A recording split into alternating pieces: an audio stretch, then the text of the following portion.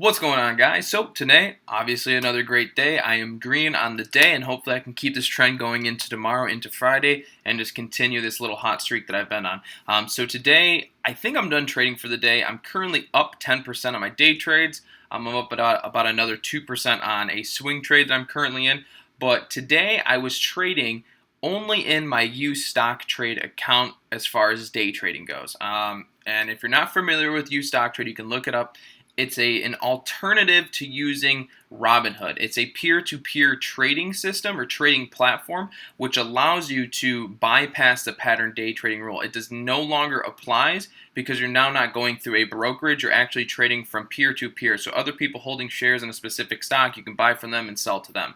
I'm not going to go into too much detail. I'm going to save that for a later video in which I will go over USTOCK TRADE, its benefits and pros and cons. But today I was trading in USTOCK TRADE, and I'm sitting up 10% on my day trades, and I wanted to recap my trades for you and show you where I got in, where I got out, my thought process behind it like I do as always. So right now we're looking at SPI. This specific trade I went up 8%. Could have been up about 20 to 15%, but I was trading on my phone, and my phone had a lag. And that reminds me, you can use USTOCK TRADE online, where you can actually run the website or run the platform on maybe another monitor where you can have multiple stocks ready to buy. So you can have buy orders in for multiple stocks ready to buy, which is way better than Robinhood because you can only be ready to buy one stock at a time, and that's just not good. I mean, it is what it is, but it's just not going to be, that's not the most efficient way for buying stocks. So USTOCK TRADE has my vote as far as a better option for day trading right now, but that's why I'm still testing out the waters.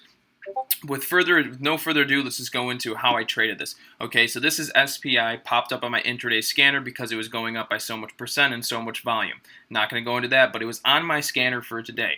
I seen it run up and I said, okay, we're peaking out right here. I'm going to wait for a pullback and I'm going to get in on, what seems to be a 1 minute pullback. So we go up, we have our first red candle, we start to sell off, close back to the VWAP and to the 9 moving average. If you're not familiar, the volume weighted average price and the blue line here is the 9 exponential moving average.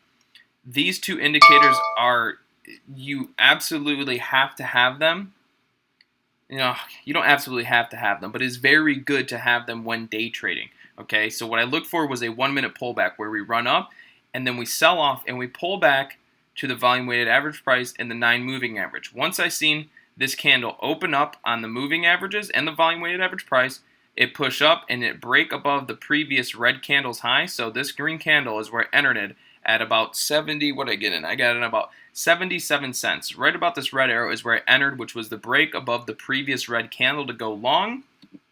And then once I entered, I actually got out of USTOCK TRADE on my phone. When I went back in to sell my position, it said the market data was delayed and it wouldn't allow me to sell, so I went ahead and had to restart my phone. Now, this doesn't always happen, but for whatever reason, most of the time I trade with them, I don't have issues, but for whatever reason, it was saying market data was delayed, so it wouldn't just let me go ahead and put in my sell order. So I went ahead and restarted my phone, and I could have sold up here in the 94-cent range, but by the time my phone restarted and I was able to sell, the price was right here, so I went ahead and locked in my profits. Could have been better, but either way, I mean, that was still an 8% winner and 8% positive trade, okay? But the main takeaway from this is not the fact that I had issues with my USTOCK TRADE account. The main takeaway is that when you're seeing stocks like this, whether it be a penny stock or it's a higher cap stock, it doesn't matter. When you're seeing a stock run up like this and you don't want to chase it, that's good. We don't want to chase. But when you're seeing a stock run up like this, you want to wait to see some type of profit taking, what we call a pullback. This is where people start to take some of their profits, and then the price tends to drop a little bit, and it usually comes back down to the volume weighted average price or the 9 moving average. And then your entry point is when the stock breaks above its previous highs or its previous red candle. In this case, it was right here. And if you think, okay, we're going to wait for a pullback, we bounce off the 9 moving average. We come up. We break above the previous red candle. That's your entry, and then you can have this move up. Which, where's my drawing tool? Right here. So if you get in right here, like I did, and you sold all the way on the top, you're looking at 18% move. If you had issues like me and you sold all down here, you're looking at about an 8% winner. It ended up being an 8% winner right there. I got about an 8% winner on it. So the main takeaway is when you're seeing stocks run up, don't chase them, wait for a pullback entry, and then when you see your stock break above the previous high or the previous red candle, that's your entry point to go long, and you have to be ready for that move. Just be patient on the pullbacks and wait for them to occur, and then you pull the trigger, get in. If it ends up going against you, you just stop out. You just put in an order to get out so you're not losing a bunch. But if it goes the right way, look at you. You're making good money here, making good profit. So that was the one trade I took on SPI, and then I actually took 2 scalp trades on YUMA. So all in all, I took 3 day trades a day on YUMA. So I was currently trading SPI once this one was ripping. Now, I came in and seen SPI. Now, scalping's a little bit different than a little long position. Scalping is literally you buy in and you sell out in a matter of seconds. As soon as the price jumps, you just get out. So I went ahead and I did a quick scalp trade on this. If it was a long position, I would be chasing it, but I wasn't. I was just scalping the move, where you just come in, put it in order. As soon as the price moves, you just hop right out. So you literally just come in, take your shares or take your percents and walk away. Okay? So it's a little bit easier to minimize risk when scalping because you're only in the trade for a matter of seconds. You're not holding and holding and holding. So right here, I seen SPI move up. We broke above the previous red candle, the previous red high on this pullback. Now we run up, we run up, we run up. And then I entered on the breakthrough of 60 cents. I said if we can get a strong break or we get a breakthrough on 60 cents, I'll go ahead and I'll take a quick scalp. Because I know it's already pretty extended at this point. And another thing, extended. It's hard to buy and not a good time to buy stocks when they're very extended. Like right here, if you were to buy on this candle, let's zoom in a little bit more. Imagine buying in right here. That would be, I mean, not to say you can't win, you know. You could end up getting a scalp trade. You could end up getting a win trade. But if you buy up here, look how far the price is extended off its support. Kind of far. So what happens is when people notice that, or you know they don't buy in, or people start selling their shares, it usually pulls back to support, and then we start running up, and then your entry is the break above the previous red candle or the break above the previous high, and then you get in, and you could erode that up for about 12-15%. I wasn't watching the stock when it was right here. I ended up catching it right about here. So I said, hey, rather than buy on this candle, I'll wait to see if we're going to get some momentum to break through the 60-cent whole mark. And I said, if that's the case, I'll go ahead and put an order in to make a quick scalp. So what I ended up doing was buying in for a quick scalp at $2.60.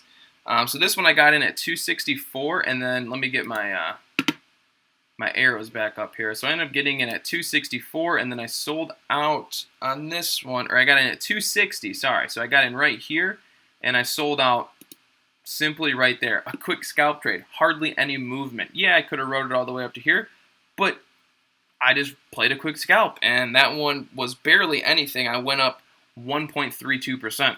1.32% isn't a ton, but think about it. You do that a couple times, you're up 5-6%. So that's what it comes down to trading if you're scalp trading. You're looking for 1, 2, 3 little quick percentage moves, and you do that multiple times a day, and you could be up 20%. That's the power of scalp trading. But if you're trading with a broker who charges commissions, they can eat you alive if you're not making a consistent gain. Now, we come to our second trade, which is up here, okay? Same thing. I watched this red candle, and it wasn't really a pullback, okay? It wasn't one of these pullbacks, but I said if we can get this green candle to break above the previous red high, then I'm going to go ahead and I'm going to take a position, and I ended up getting in on this one at 277, and then I sold out at 280, which was right here. So I got in at 277, out at 280 for a 3-cent move, quick scalp trade. That one put me up 1%. Paid for my commissions, and I made a little bit of money. So those were my trades. So that's just a perfect example of doing quick little scalp trades. So like I said, there's my recap on today, and I'm currently swing trading. If you just want to see on this video, I'll do another video on this one, but I'm currently swing trading ARDL. Or is that not it? What is it? ALDR. That's why. It's ALDR. ADR. So I'm currently swing trading this. I wanted to get in early in the morning, but I didn't pull the trigger. And now we're kind of sitting up high right now. So I'm gonna go ahead and just kind of end the video there. But I currently am swing trading this. I ended up getting in at about 11:20. Right now we're sitting at 11:55. So that's one of the swing trades I'm going into right now, and I'm sitting up on this one. What are we sitting up? We're sitting up about 3% now, so that's good. But we're going to end the video there. Just want to give you a quick recap on some of the trades I took today. And again, I will do another video on USTOCK TRADE and its benefits and show you how I like it, so that any of you guys want to get around the pattern day trading rule, you can start using USTOCK TRADE so that you have multiple trades. They do charge $1 per buy, $1 per sell, and a $1 monthly membership fee. Okay, that's hardly anything compared to any other broker out there. Execution time, sell time, it's all phenomenal. I've had no issues for the most part with them. So I will do a video on that, recapping that. But for now, that's today's video.